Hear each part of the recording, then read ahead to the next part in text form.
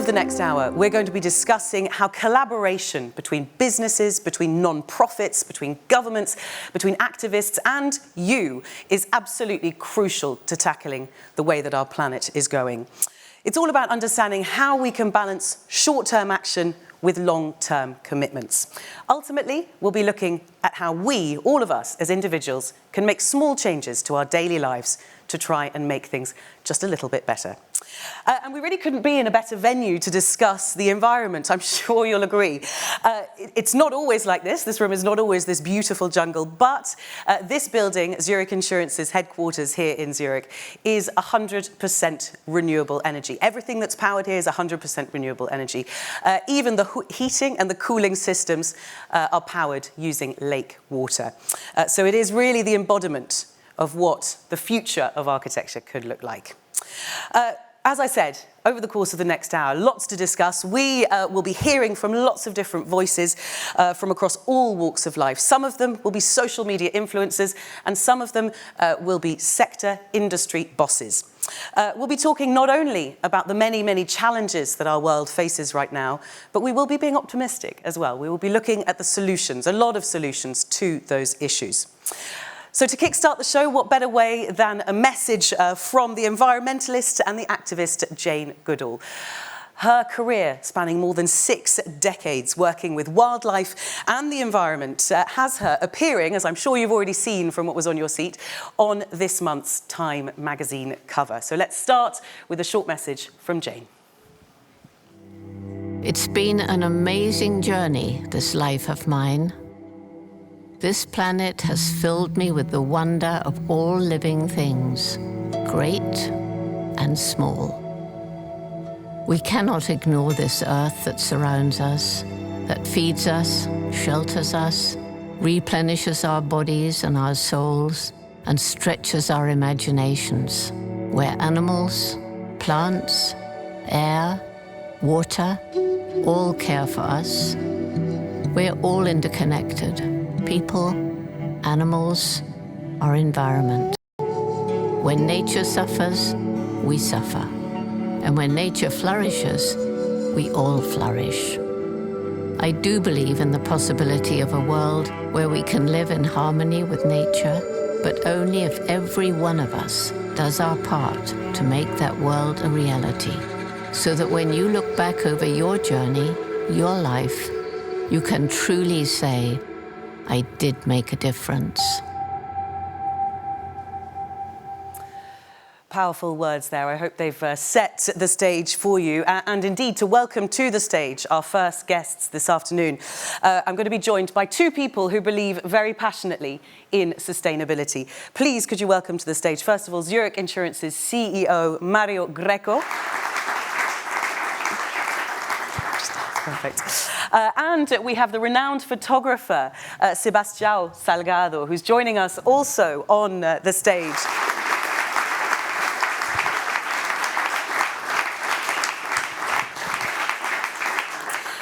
Sebastião's stunning portraits of the Brazilian Amazon highlight the beauty, but also the fragility of one of the world's most biodiverse ecosystems. So thank you both of you for joining us here today. The reason we have both of you here together on the same stage is because of a very important collaboration between Zurich Insurance and Sebastião's Instituto Terra. You're collaborating on something called the Zurich Forest Project, which many of you may know about. It aims to create a fully self-sustaining and biodiverse forest in Brazil that will cover 700 hectares and will plant 1 million trees. Mario, I'd like to start with you because for some people it might seem surprising that a multinational insurance company would join forces with a photographer on a reforestation project. So just start by telling us why this was so important to you. We thought about joining forces with him because he had this vision extremely powerful of bringing nature, life, animals, humans into a land which was desolated, devastated, abandoned. We are a powerful company. We make an awful lot of money, and we're very healthy. And we thought that following this vision and supporting, the dream of Sebastião was the right thing to do. and it is the right thing to do. I mean, I don't know if we all remember to ourselves that we have lost already on the planet half of the forest, half of the trees that we used to have. And every day we continue deforesting the world. Now, deforesting means that also the animals have to abandon that space, and they have to come closer to us. And this triggers a lot of other risks. It's not just about carbon. It is about pandemic. It is about living a true life as humans with the animals, as in the message before by Jane. Thank you, Mario. Sebastião, the rainforest for you is very personal. This particular rainforest is where you spent your childhood, you came back, you found it devastated. When you were partnering with Zurich, what did it take for you to be able to entrust such an important thing to Mario? Well, to have an idea, to have wish to do is very important, but it's not enough to do. You must have partners. And when you have one partner that has the same behavior as you have toward the planet, it is very important. And you see, what moves the society, what moves the economy, are the business. And we have one ideology, one environmental ideology, but we need to be backed. And it's very hard, it's very difficult to find a partner that wants as much as you to rebuild the planet, to construct the trees. Now, Mario, I know that you had a unique opportunity to talk to the trailblazer, Jane Goodall. She is someone who Greta Thunberg has described as a true hero. I won't say any more about her now. Let's have a listen to some of that conversation between Mario and Jane Goodall. Good morning, Jane, and thank you so much for taking the time to talk to us. Somewhere I read that you love a beech, a tree that you have in your garden, and that your grandmother donated that to you, or your mother. Can you tell us what trees mean for you, and what is the relationship you have with some special trees in your life, and why are they so important? You know, I'm speaking to you from the house where I grew up. It's the longest I've been here since the beginning of the pandemic. And I was born loving animals, and there was no TV when I was a child. So I had spent all my time out in the garden and on the cliffs above the sea here in Bournemouth in the south of England. And there was one special tree in the garden. I can see him now just through the window. It's a beech tree. And I used to spend hours up that tree. I felt closer to nature up there. You know, every day now that I'm here, I'm able to sit on the beach at lunchtime. It makes me think of when I was a child. Yeah. And trees, for me, I studied chimpanzees in Gombe. And it wasn't only getting to know these amazing creatures, but it was being in the forest, in the rainforest, with all the different trees. What can we do to make people understanding how important it is to maintain, protect, and replicate and plant trees? What are people missing? Because we're losing so many trees every day, every week, every month, every year. We are deforesting the planet. I'm afraid it's because of big companies competing with each other. They want to get products that are nice and cheap for their customers. They're not paying the people along the supply chain right. Yeah. And in many cases, it's cutting down forests to make paper. It's cutting down forests to sell as cheap timber. And also, of course, it's cutting down forests by the local people, because they're living in such poverty that somehow they have to make a living. It's not that they don't know the problem, that there's going to be soil erosion and mudslides, but when you're living in desperate poverty, what are you going to do? And you still think that we have time to stop this deforestation and to act to rebuild the proper green part of the planet? It's going to take a lot of action and willpower, and people's agreeing that change has to happen, which is my job. But companies like yours are what give me inspiration, because you got it, you understand, you're actually doing things to help make a greener planet. I was talking to a CEO the other day, in Singapore actually, and his company, like yours, was trying to go completely, carbon neutral and help to green the planet. But he said, what really got to me was a few years ago, my little girl was about 10 years old, and she came home from school one day and she said, Daddy, they tell me that what you're doing is hurting the planet.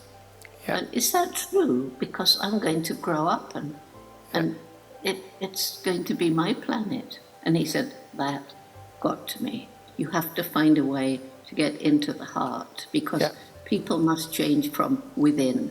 What we have to do is to link the two again and regain wisdom. We may be clever, but we're not wise. Yeah. And we somehow need to raise new generations with that idea of heart and head working in harmony. Yeah. So dare I ask you, Mario, what triggered you to make these wonderful changes? What we're trying to tell to our people and our customers is that we need to reforest the planet, but at the same time we need to stop consuming, creating, developing fossil fuels in everything we do, which means that we need to transform our economy. What's the point of doing all of this? What's the point of you planting trees, us planting trees, if we're not raising next generations to look after things better than we have? Yeah. So JGI's Roots and Shoots program, which is now in over 60 countries, including in Switzerland, it's young people from kindergarten, university, everything in between, and they choose, because of this interconnection, every group chooses a project to help people, a project to help animals, a project to help the environment, because it's all interrelated. And that's such an important lesson. It's changing the world, Mario. It truly is changing the world. And I say to you that we're just beginning to get more and more companies whose staff are forming Roots and Shoots groups. Yep. And these are international companies. But we're just a little drop of water, right? And yes, we're a big organization, but it's just, the planet is so big. What else can we do? What is that could really help moving the needle on this fight for sustainability of the planet? Get the message out. Social media, I know it's done a lot of harm, but you can get messages out just with a click of a button to people all around the world in your company. And maybe you can involve them in choosing campaigns to make the world a better place. And always remember that the trees won't survive if they don't have the local people behind it. There's got to be something in it for them. It's a journey that we need to start, and the thing that I'm a little concerned about is that we continuously set targets for very long time away from us. And instead we should immediately act today, now. We have to do both. Honestly, the planet is in such a mess that we need to take every single avenue we can.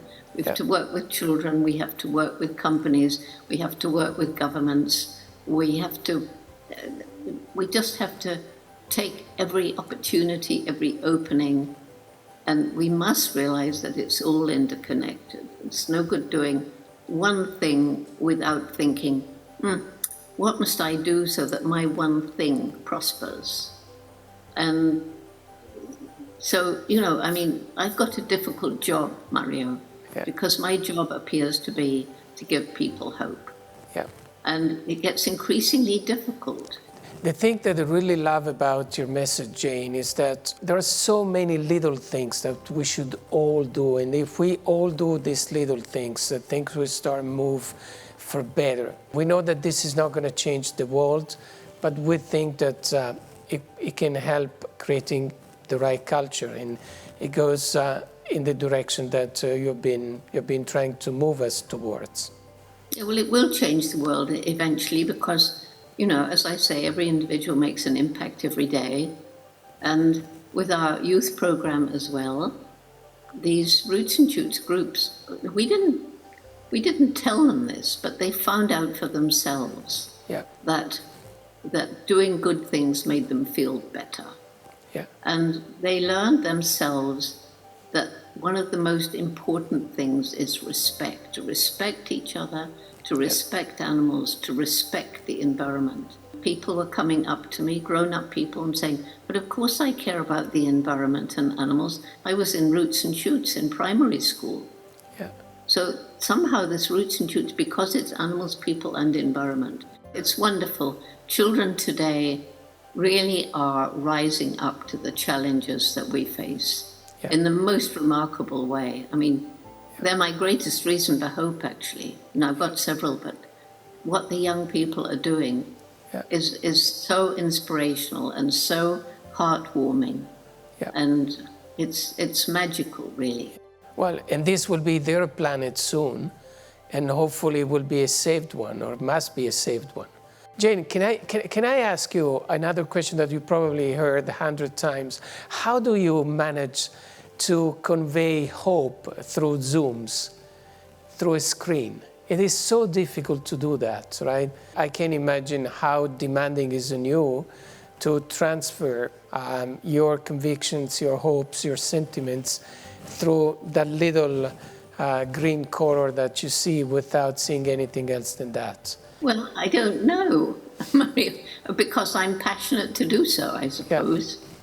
Yeah. And I have a lot to say. We don't have much time. We are in a mess, the planet, and we have to take action. And the main message is every single one of us makes an impact every single day that we live, and we get to choose. You know, I think, Mario, I don't know if you believe this, but I think when we're born, we're given certain gifts. And we have to work at the gifts, yes, but gifts. And one gift I was given was communication, whether it's writing or speaking. And so I must use that gift because, well, I mustn't I? Jane, thank you so much immensely. I feel very privileged to have this chance of talking to you, and I do hope that one day I'll be able to meet you in person. We're going to talk now to Sebastião and Mario a little bit more about the subjects raised in that film. Sebastião, let's start with you, because there was one thing Jane said in that interview. She talked about her beech tree, and she uses human pronouns. She calls it a him. This is a male beech tree. And I just wondered, this idea of seeing trees as humans, is that a connection you also feel with trees? For me, no. For me, no. A tree is much more than us. You see, we are just one species, and a tree is a house for hundreds of species. You see, in our project in Brazil, we are planting millions of trees.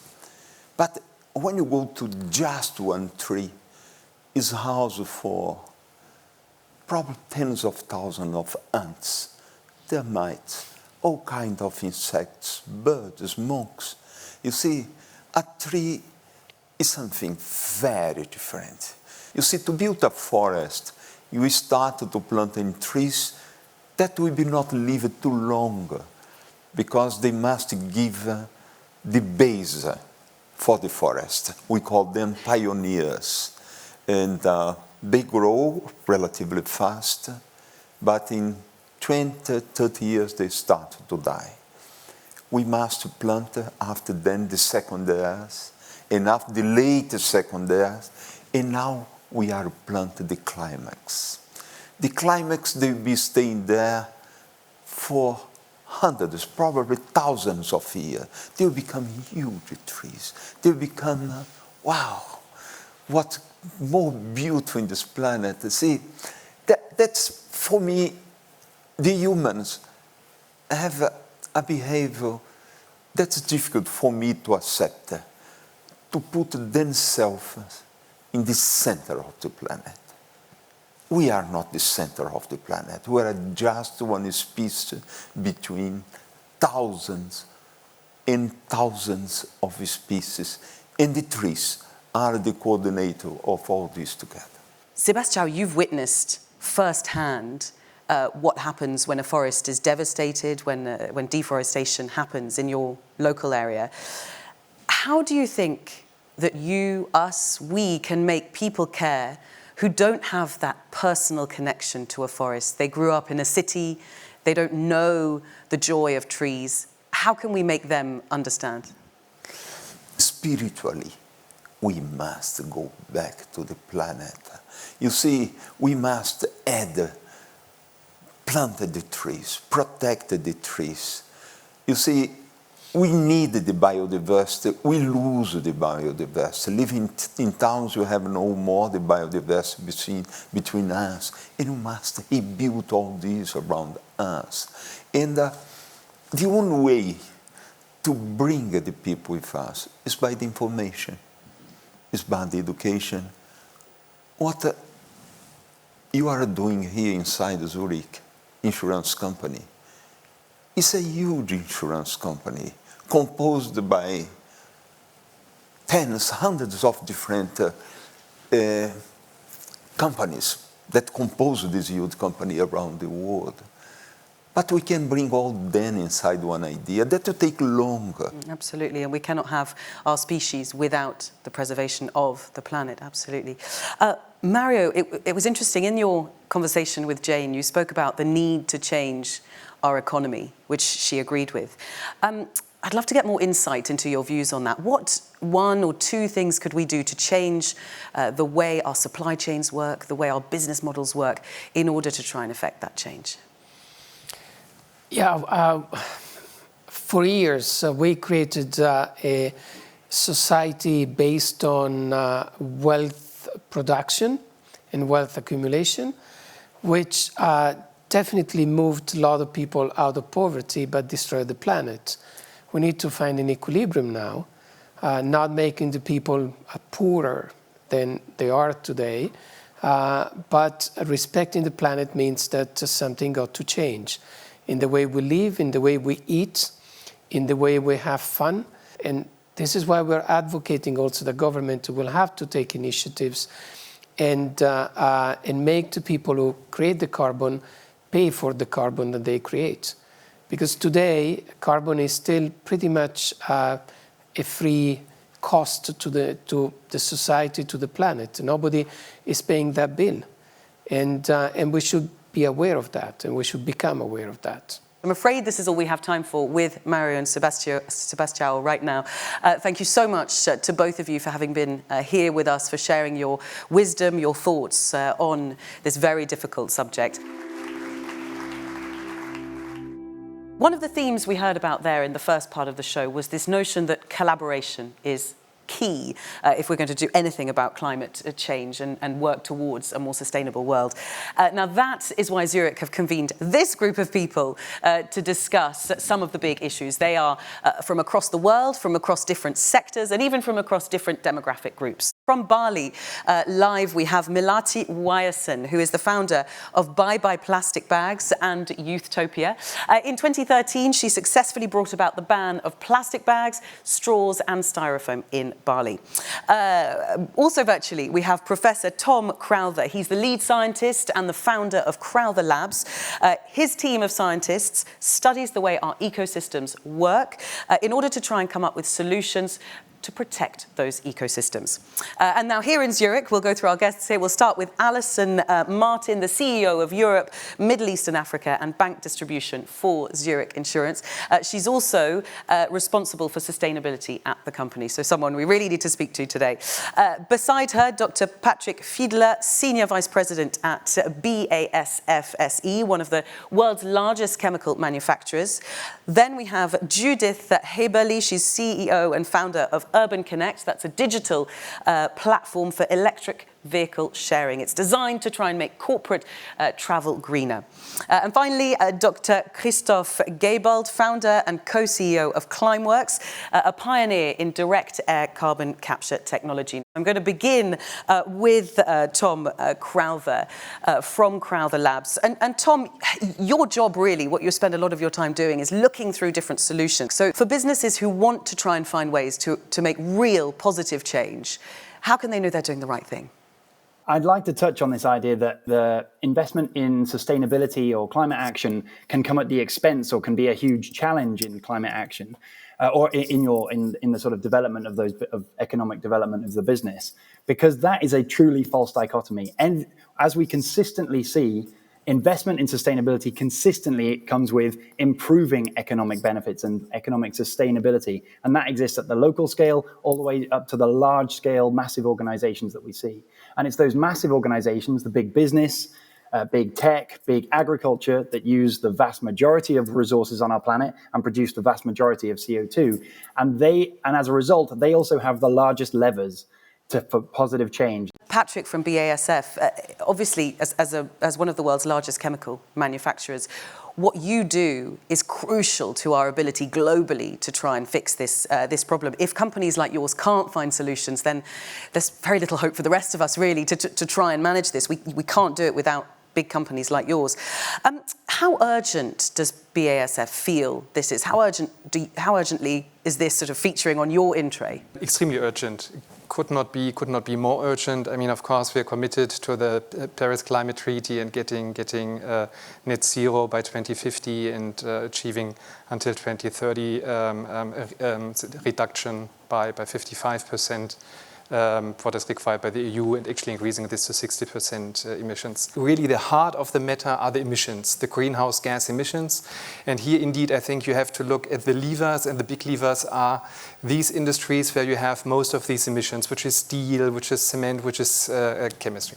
So what are we doing? I think in order to achieve these extremely ambitious goals, and we are pretty sure that we can reach these goals, we have to do two things. The one thing is we need really new technologies to get down the greenhouse gas emissions drastically for the production. And the second thing we need is lots and lots of clean energy. So on the first thing, the technology part, I think that's quite a challenging one, because all low-hanging fruits, so to say, we already did in the past. So whatever we do now is much more complex. But if you look at chemical production, actually it's, I mean, you always start somewhere in the value chain, right? So it's actually 10 base chemicals, I would say, which are good for more than 20,000 products and which are responsible for 70% of the greenhouse gas emissions. So if we manage with regard to these 10 commodities with these 10 base chemicals to get to zero, then I think we achieved a lot, and BASF believes that we could do this. Christoph Gebald from Climeworks, what you deal with is sort of the other end. Once the carbon dioxide is in the air, you're getting it out. How much of a balance do you think there needs to be between both reducing and then obviously dealing with the carbon dioxide once it's in the air? Do we need to be doing both equally at the same time, or is one more important than the other? I always like to say in 2021, we should not use the word "or" when it comes to climate change. Only use the three letters A and D, right? So we have to do everything we can. First, reduce massively as much as we can, and then remove. The amount of global warming we have generated through greenhouse gases are equivalent to 600,000 Hiroshima-class atomic bombs exploding, take a guess, every day. Or if you calculate it down That's 7 Hiroshima-class atomic bombs per second, right? So this emphasizes the urgency we're in, and this emphasizes that literally everything we can do, every avenue we have, we can go, we have to take, and we have to do. So reduce as much as we can, as fast as we can. Melati, I could see you nodding away there as Christoph Gebald was talking. I wonder, when you hear businesses talking about how they'd like to improve things, does that fill you with optimism? Do you think we're going far enough? Is government, is business taking this seriously enough?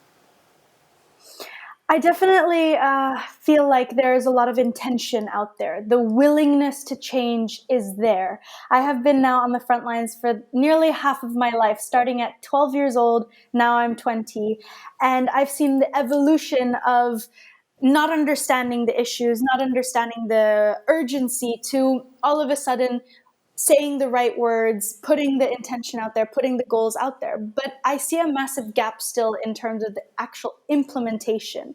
And that's the role that I see many young people doing, holding the leaders accountable, holding business accountable, industries accountable, to actually translate those promises into actions. Let's turn to Judith, because what you're doing is focused on one particular problem, which is the enormous amount of emissions that we have from transport. We know as well that unless most of us are driving electric vehicles by 2050, we're not going to hit those targets. We need all to be driving electric vehicles. The change doesn't seem to be happening fast enough. When you're faced with those stats, those figures, I mean, how do you react? Do you think, no, we can do this one small step at a time, or is it overwhelming? I first of all think we shouldn't all be driving our electric car. We should share it. We should try to reduce the size of our vehicles. We should take an e-bike or a cargo bike for deliveries if the distance is not so far. I agree that it could go faster, but I already see that thanks to Tesla, actually, that the adoption to electric vehicles is much higher. And it's not seen as something the crazy green people do, but rather something that is actually quite cool and fun. And this is exactly also how we try to organize our solution. It shouldn't be a you don't have to reduce your fun or your mobility, but rather organize it in a different way that is just as much fun and brings you to your desired location even faster. And without looking for as much parking spots. And I think the pandemic is a fantastic opportunity to change behavior, because we haven't been driving that much, especially for corporate reasons, in the last 18 months. And I think we're at the tipping point where we can change behavior, especially in company settings. Alison, I'd like to come to you on this notion, because you work hand in hand with businesses every day, trying to help them towards more sustainable futures. How do you find the willingness of companies to embrace this? Do you think they now realise that actually sustainability doesn't mean a loss in profitability? It can go hand in hand, and certainly in the long term it will.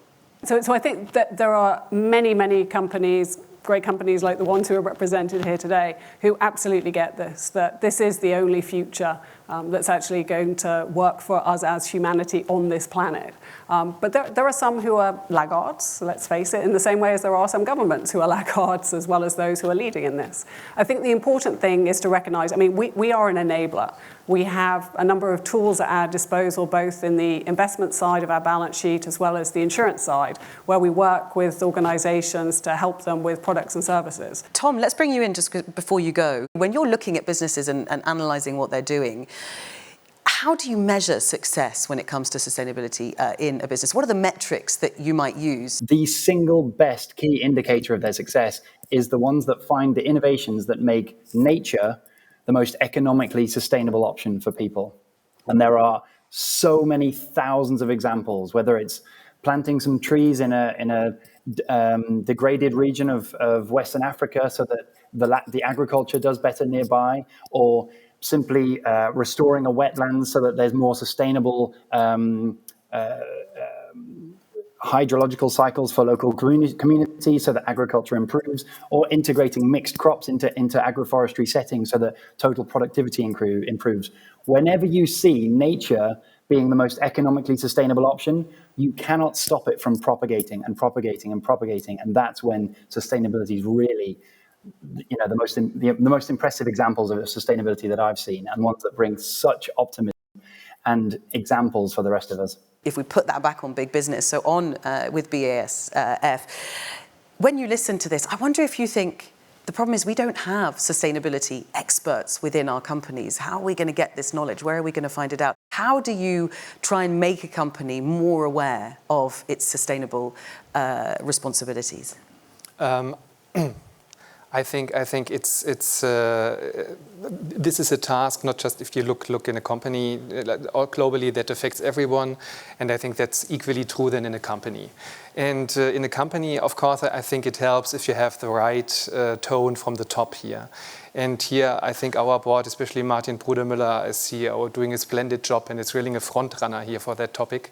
And I think this helps a lot to bring this in the whole organization as the most important topic for the company. And if I may come back on the question how to measure actually the success here, I mean if I look at that question for BASF, I mean it's really about the reduction of greenhouse gas emissions, CO2 emissions, and we started to put this as an equal target like the financial target. So it's as important as financial targets.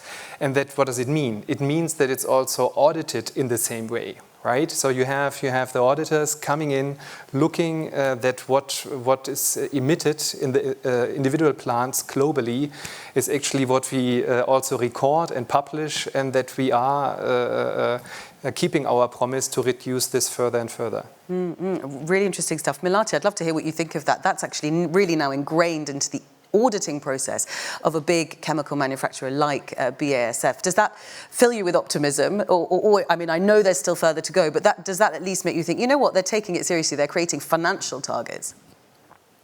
Definitely, and I think one of the things that really caught my attention was the value shift as making, this a real big integral part and priority within a large company. But I also wanted to say that I think now we're in a time that sustainability, at least as a focus internally for the company structure, should have, one, its own department, but also should be integrated in all of the departments, not so that it's a CSR program or that it's a third-party auditing, but I do think that companies need to have their own internal sustainability team that is focusing on the research, whichever industry they're in, to be able, at such a large level, implementing it into the company as well. So I think sustainability needs to become a large part of the DNA of any company on all levels. Judith from Urban Connect, let's bring you in on that, because of course your company is, the purpose of your company is sustainability. It is constantly on your mind, but I wonder if you still have those same challenges of how it runs through the DNA, when we're talking about how much to print, or these small questions that of course come up in any business setting. Do they trouble you as well, and have you found ways of creating a kind of, as you said, a carbon neutral office, a net zero office? What we try to do is, in every department, be it operations, a mechanic fixing a bike, or in the software development, that we always remember them why we're doing what we're doing and what the higher goal is of what we're doing. And it's actually not just mobility, it's really enabling companies to become drivers of decarbonization. And I think just to remember them of that and kind of grow the movement within, I think that's also what we were trying to say is what we are trying to do in the small team that we have now, and hopefully as we grow, this will stay a present overarching thing. And I guess for a company as well like Climeworks, where you're beginning, and this is your whole ethos is sustainability, it's obviously got to be within your governance, it's got to be within the sort of structural DNA of the company. Do you feel, actually, no, we're getting there, we're doing enough? If there are more companies like us, if we carry on creating more companies like us with innovative solutions, we're going to get there? I'm optimist by nature, else I wouldn't have been doing what I'm doing since 14 years now, right? They're way better, especially in Zurich, very better places to earn a good living than doing what we do. I'm very positive seeing what's happening around us for three reasons. Technology, there's a lot of development. In the capital markets or financing of it, there are a lot of developments, and also humanity. humanity is discovering sustainability as a business opportunity of the future, and that's key to unlocking major developments. Humanity has been very good in scaling technologies. Today we're producing 100 million cars per year for less than $10 per kilogram of car, right? If we use that production capacity for good, like to produce, for example, CO2 removal machines, they sort of look the same way as cars, like boxes, same size, same weight. We would be installing a 5 gigaton removal capacity year on year, right? And that really makes me confident and optimistic that this problem indeed can be solved. I think that's a good place for us to bring in our audience for some questions. Please don't be shy. Please put up your hand if you do have a question for... Yes, we have someone just at the back. I can't see your face there. Thank you. Hi, Daniel Radulovic, I work in group strategy. I'm really proud to work for Zurich, and I'm really proud of the initiatives we're taking to be carbon neutral. But along those lines, I also think it's just, if somebody asked me what is it, I would say it's a good start. So in that respect, could we see ourselves being more aspirational? I have two parts. One is, could we be more aspirational? Could we see ourselves as being carbon negative as opposed to just carbon neutral? And how much more effort would that take? And the second part is, what can companies do to influence governments that are really lagging and dragging their feet and becoming more aspirational, being more sustainable? How can we influence them to also try to be aspirational, to be more carbon neutral, or dare we dream carbon negative? Let's start with the first part of your question, which I think is probably got to be answered by Alison there, which is this idea that actually could Zurich Insurance be even more ambitious and go for carbon negative? What would that take? So it's a very thought-provoking question. And I go back to if I think of the levers that we have at our disposal, so we have our investments, we have our insurance, we have our own operations, and we also have our ability to influence, to the second part of your question. Our own operations, yes, that could be plausible. Could we try and go not just to neutrality, which we are today, but our neutrality is through trying to do absolute emission reduction, which I think has got to be the first priority, then with offset for the remainder. But could you then push that more into negativity? I think it's a great question. We should look at it. There we go. Well, let's see. That might come out on a company paper shortly.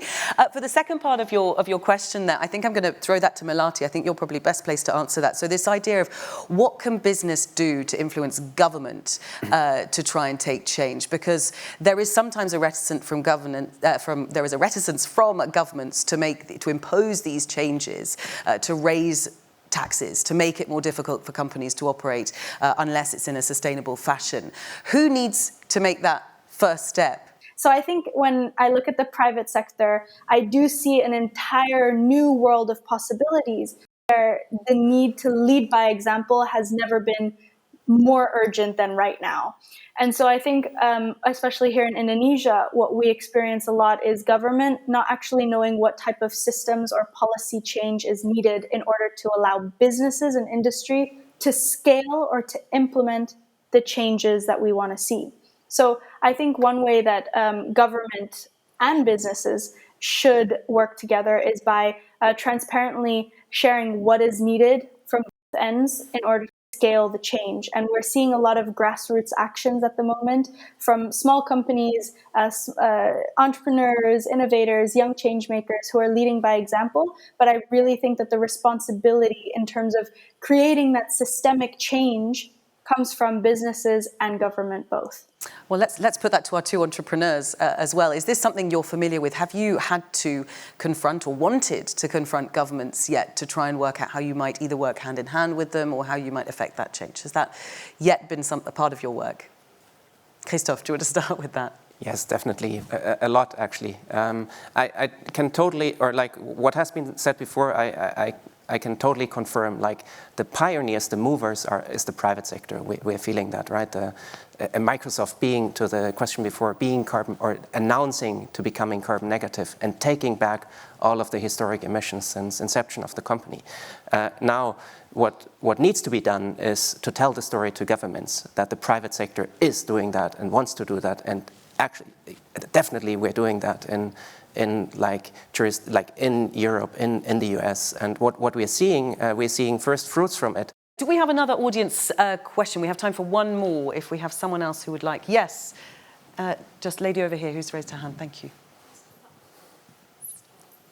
Yes, okay. Hi, I'm Sam from Crowther Lab, ETH Zurich. One of the things that we do every day is we have a group of scientists that are studying ecological ecosystems all around the world. And something that comes really clear for us is that it's not enough for businesses just to be carbon neutral or even carbon negative, but you really have to be nature positive. So I'd be curious to hear a little bit more about how Zurich Entrance is trying to integrate biodiversity and not just carbon into the ESG commitments that y'all are making as a company. I think you hopefully heard through the interview that Mario and Sebastian had, that actually that's one of the key reasons why we wanted to support the Zurich Forest and the work of the Instituto Terra, because it is about biodiversity. It's not about CO2 per se. It's actually, the criticality is to have biodiversity. Because I very much agree that the planet, and I think, I can't say it quite as eloquently as Sebastian said, but it's an integrated system we live in today. It's not about CO2 on its own. It's not about the impact of an insurance company on its own. It's how it all integrates together that's critical. And a big narrative shift. I hope that answered your question. Sam, it is all we have time for this discussion. I'd like to thank all of our guests here. So Alison, Patrick, Judith, Christophe, and Melati, thank you so much. For those of you here in person, please do stay with us in the audience. Keep contributing to the discussion, and thank you once again for being with us. A round of applause. Yesterday, you may have answered, you will have been asked 3 pop questions on the carbon footprint of everyday objects. We are going to go through those questions and give you the answers in just a second. In order to talk about those questions, we will have Melati, who stayed on the line with us, and we also have Connie Kalcher, who is the Group Chief Customer Officer of Zurich Insurance. Welcome, Connie. Thank you very much. Now, we're going to be talking to both of them about these questions. Let's crack straight on with question number 1. So you were asked, is the production of plastic expected to increase or decrease over the next 25 years? I will give you the answer first. In fact, you'll see it both on the screen how many of you got it right. You were incredibly good at this question. The answer is to increase, but of course, 76% of you already knew that. The forecast is for it to more than double by 2050. It's going to increase to 756 million tonnes, let that sink in, and that's anticipated by 2050. The starting point in 2018 was 308 million tonnes, so we are definitely not there yet. Were you surprised by that, Connie? I'm actually disappointed, that it's going the wrong way, but happy to hear that so many people here were on the ball of understanding where it's going. And I wonder, Melati, that cannot have come as a surprise to you. No, but I think I'm in line with what Connie said. Disappointing and also a little bit of a punch in the gut. If for the last 8 years, it feels like the campaigning and the efforts and the storytelling that we're trying to achieve with people saying no to single-use plastic and then just having industry doubling it.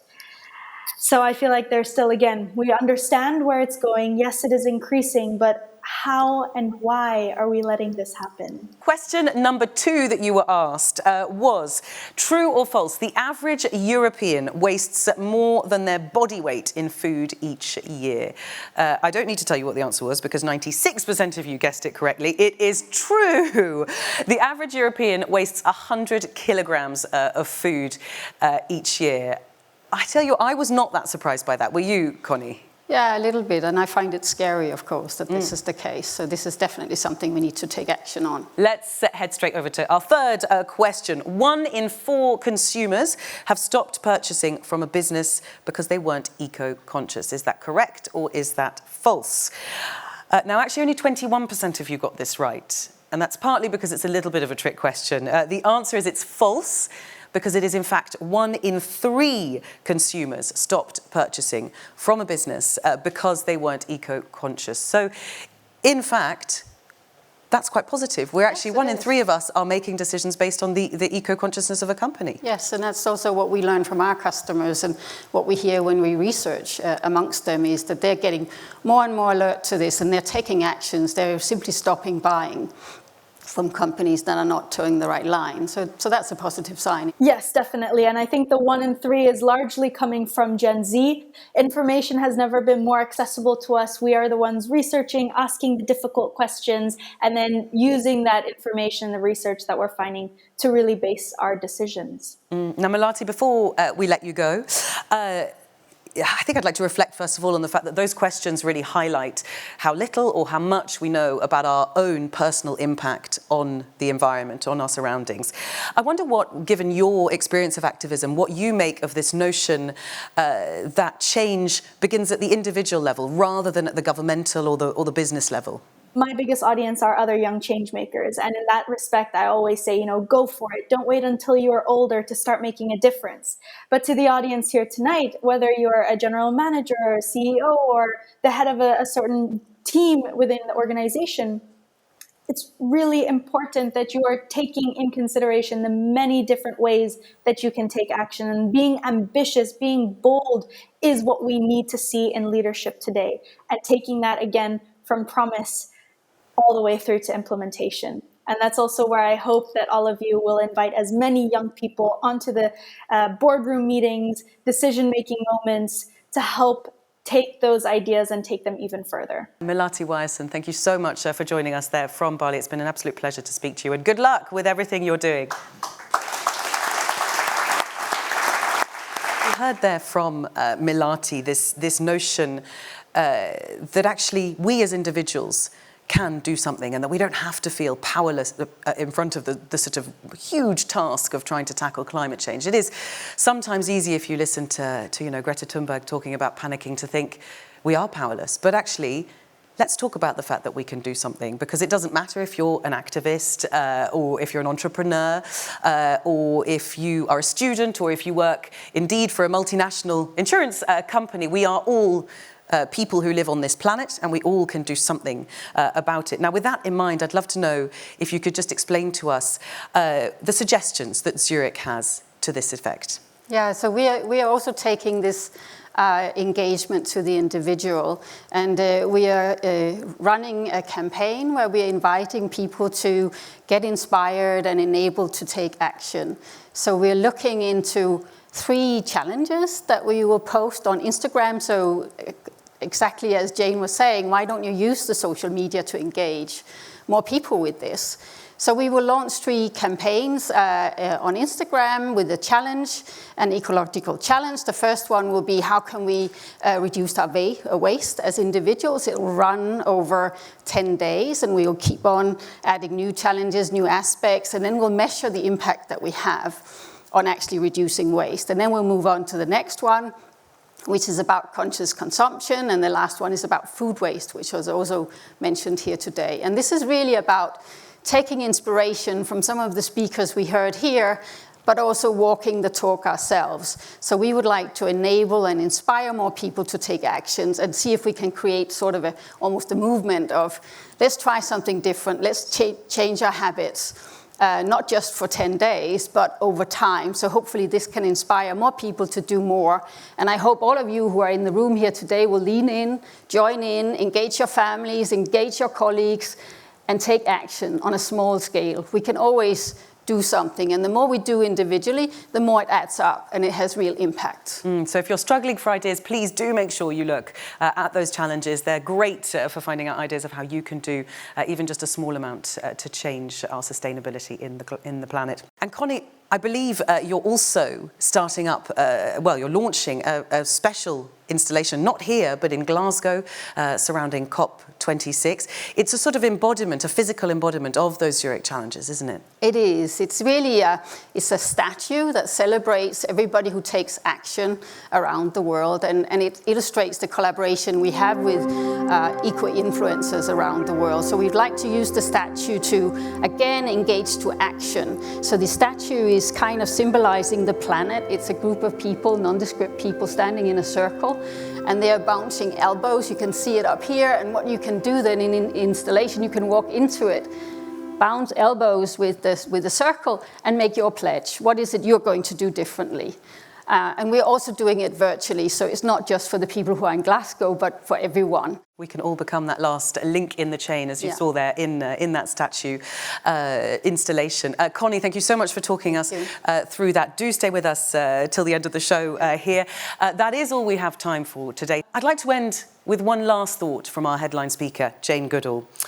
She said at another part in the interview, she said, we have to work with children, we have to work with companies, we have to work with governments, We just have to take every opportunity. So let's leave this room today thinking of that. We have to take every opportunity at a personal level and at a larger level, every opportunity. See you next time.